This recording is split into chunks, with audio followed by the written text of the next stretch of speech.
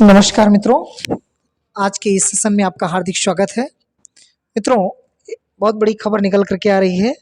जैसे कि मैंने आपको बताया था कि अभी 2 घंटे बाद मैं एक नया वीडियो अपलोड करूंगा, जिसमें संपूर्ण विज्ञप्ति पर चर्चा करूंगा। मित्रों, पुलिस में आरक्षी नागरिक पुलिस के पदों पर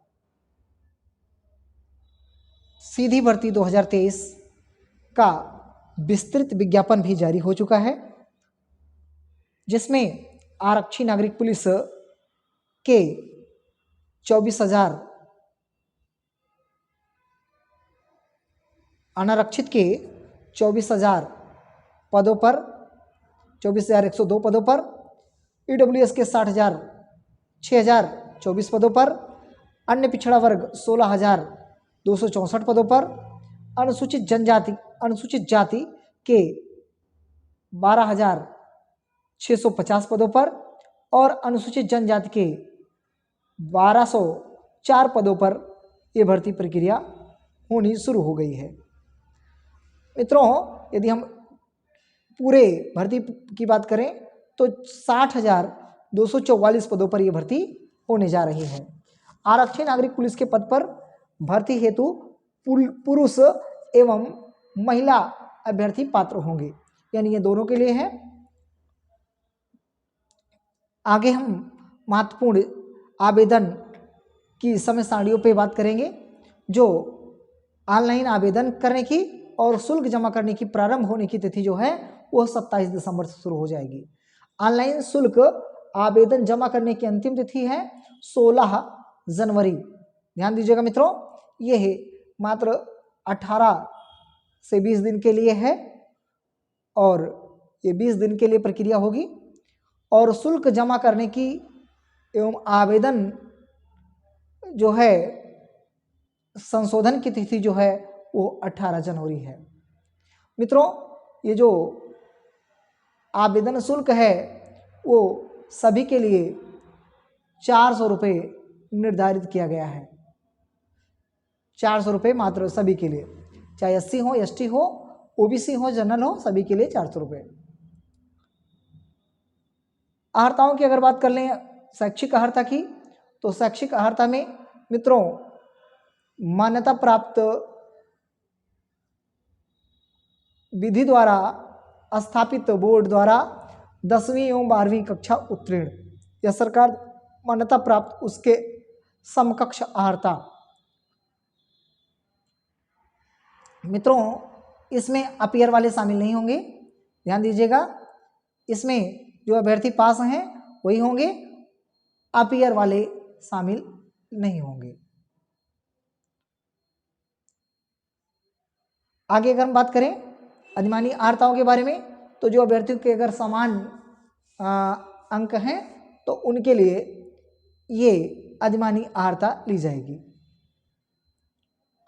आयु की बात अगर हम कर लें तो पुरुष अभ्यर्थियों की आयु जो है 1/7/2023 से को 18 वर्ष प्राप्त कर ली हो और 22 वर्ष की आयु, यानी 18 से 22 वर्ष तक आयु ली जा रही है। और महिला अभ्यर्थियों की आयु की गणना भी 1/7 से ही की जा रही है।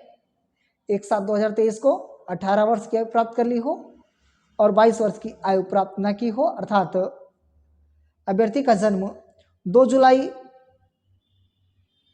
पुरुष अभ्यर्थियों की अगर हम बात करें तो 2 जुलाई 2001 से पूर्व तथा 1 जुलाई 2005 के बाद का नहीं होना चाहिए। उसी प्रकार यहाँ पे अगर महिला अभ्यर्थियों की बात करें तो 2 जुलाई 98 से पूर्व और 1 जुलाई 2005 के बीच 5 के बाद का नहीं होना चाहिए। तो ये हो गई आप। परंतु अन्य पिछड़ा वर्ग, अनुसूचित जातियों, अनुसूचित जनजातियों और ऐसी अन्य श्रेणियों के अभ्यर्थियों जो केवल उत्तर प्रदेश के मूल निवासी हैं, आयु सीमा में उन्हें छोड़ दी जाएगी। चरित्र प्रमाण पत्र के लिए आवश्यकता होगी बाद में, ये तो बात की बात है। नियुक्ति के लिए ऐसा पुरुष अभ्यर्थी पात्र नहीं होगा जिसकी एक से अधिक पत्नियां जीवित हों, या ऐसी महिला अभ्यर्थी पात्र नहीं होंगी जिसने ऐसे पुरुष से विवाह किया हो जिसकी पूर्व से एक पत्नी जीवित हो। तो अर्थात द्विविवाह या बहुविवाह नहीं होना चाहिए। आगे हम भर्ती प्रक्रिया के बारे में अगर हम बात कर लें तो सबसे महत्वपूर्ण चीज़ें, लिखित परीक्षा में वस्तुनिष्ठ प्रकार के प्रश्न, लिखित परीक्षा में वस्तुनिष्ठ प्रकार के प्रश्न पत्र रखा जाएगा। 300 अंकों की लिखित परीक्षा होगी, समय अवधि 2 घंटे की होगी।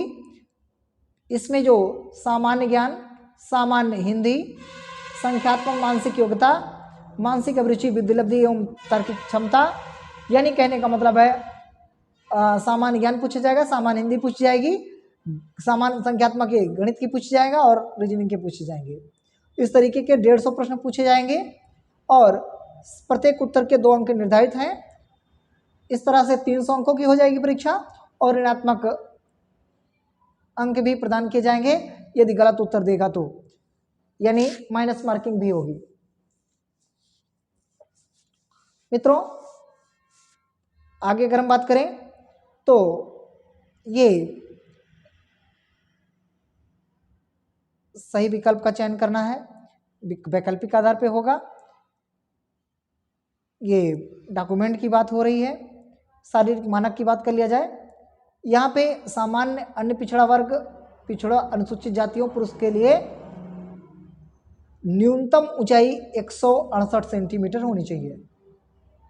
अगर हम बात करें महिलाओं की तो महिलाओं की अनुसूचित जनजाति के पुरुष अभ्यर्थियों के लिए, यहाँ पे पुरुष अभ्यर्थियों के लिए अनुसूचित जनजाति यानी एसटी के लिए 160 सेंटीमीटर और सीना सामान्य अन्य पिछड़ा वर्ग अनुसूचित जाति के अभ्यर्थियों के लिए न्यूनतम 79 सेंटीमीटर और फुला, ये बिना फुलाने पर, और फुलाने पर 84 सेंटीमीटर। अगर हम एसटी की बात कर लें तो 77 सेंटीमीटर बिना फुलाने पर और फुलाने पर कम से कम 82 सेंटीमीटर होनी चाहिए। न्यूनतम फुलाव में 5 सेंटीमीटर सीना अनिवार्य है, यानी 5 सेंटीमीटर आपका सीना फूलना कम से कम चाहिए। अब हम बात कर लें महिलाओं की ऊंचाई के बारे में तो महिलाओं के सामान्य अन्य पिछड़ा वर्ग तथा अनुसूचित जाति के महिलाओं के लिए न्यूनतम 152 सेंटीमीटर होना चाहिए। बहुत बढ़िया, बहुत सी बहन बेटियां छोटी होती हैं। अनुसूचित जनजाति की महिलाओं की महिला अभ्यर्थियों के लिए न्यूनतम 147 सेंटीमीटर। महिला अभ्यर्थियों के वजन की अगर हम बात कर लें तो कम से कम 40 किलोग्राम होना चाहिए। इस तरीके से शारीरिक मानक की अगर हम दौड़ की बात कर लें, सफल होने के बाद में दौड़ होगी तो पुरुष अभ्यर्थियों के लिए 4.8 किलोमीटर 25 मिनट में और महिला अभ्यर्थियों को 2.4 किलोमीटर 14 मिनट में पूरा करना होगा। तो ये थी शारीरिक बातें, जो शारीरिक मानक था, ऊंचाई। और अब यहाँ बात कर लें छूट के बारे में। तो जो छूट आयु में दी गई है वो अनुसूचित जाति के लिए 5 वर्ष की और अनुसूचित जनजाति का 5 वर्ष का और अन्य पिछड़ा वर्ग का भी 5 वर्ष का छूट दी गई है। यानी आर्थिक रूप से कमजोर वालों के लिए छूट नहीं दी गई है, हालांकि वो जनरल कैटेगरी के ही आते हैं। तो ये था मित्रों महत्वपूर्ण बातें। इससे पहले मैं एक और बात है जो आपका सिलेबस, आपके पाठ्यक्रम पे बात करना अनिवार्य है। तो आपका पाठ्यक्रम का यहाँ देखिए लेखा जोखा दिया गया है। सामान्य ज्ञान के इस टॉपिक पे सामान्य विज्ञान, भारत का इतिहास, भारतीय संविधान, भारतीय अर्थव्यवस्था, भारतीय संस्कृति, भारतीय कृषि, व्यापार, वाणिज्य, जनसंख्या, पर्यावरण, नगरीकरण, भारत का भूगोल, विश्व का भूगोल, प्राकृतिक संसाधन, उत्तर प्रदेश की शिक्षा संस्कृति, सामाजिक प्रथाओं के संबंध में विशिष्ट जानकारी, उत्तर प्रदेश में राजस्व, पुलिस व सामान्य प्रशासनिक व्यवस्था, मानवाधिकार, आंतरिक सुरक्षा, आतंकवाद, भारत और उसके पड़ोसी देशों के बीच संबंध, राष्ट्रीय और अंतर्राष्ट्रीय महत्व के समसामयिक विषय यानी करंट अफेयर्स मित्रों, राष्ट्रीय अंतर्राष्ट्रीय संगठन, विमुद्रीकरण और उसका प्रभाव, साइबर क्राइम, वस्तु एवं सेवा कर यानी जीएसटी, पुरस्कार और सम्मान, देश, राजधानियां, मुद्राएं, महत्वपूर्ण दिवस, अनुसंधान एवं खोज, पुस्तक और उनके लेखक, सोशल मीडिया कम्युनिकेशन। तो ये पीसीएस लेवल का ध्यान दीजिएगा ये पूरा जनरल नॉलेज है। सामान्य हिंदी में हिंदी और अन्य भाषाएं, हिंदी व्याकरण मौलिक ज्ञान, हिंदी वर्णमाला, तद्भव तत्सम, पर्यायवाची, विलोम। तो हिंदी के बारे में आप लोग देख सकते हैं। हिंदी बहुत, इसमें बहुत कठिन नहीं पूछा गया है, हिंदी बहुत सरल होगी। इसमें संधि समास जो आप लोग जानते ही हैं, मुहावरा, लोकोक्तियां, रस, छंद, अलंकार, हिंदी भाषा में पुरस्कार, विविध लेखक, उनकी प्रसिद्ध रचनाएं। तो ये आपका सिलेबस है मित्रों। तो ये भी सिलेबस आप लोग अभ्यर्थी सभी लोग निकाल करके जहाँ अपने पास ज़रूर रख लीजिएगा, समय समय पर उसके अनुसार अकॉर्डिंग पढ़ते रहिएगा। तो वीडियो कैसा लगा आप कमेंट बॉक्स में ज़रूर लिखें। अभी तक आपने चैनल को लाइक नहीं किया है तो लाइक कर लें, मित्रों के साथ शेयर कर दें, और अभी तक चैनल को सब्सक्राइब नहीं किए हैं तो चैनल को अवश्य सब्सक्राइब कर लें, क्योंकि इस पे पुलिस भर्ती से संबंधित टेस्ट सीरीज बहुत जल्द प्रसारित होना शुरू हो जाएगी।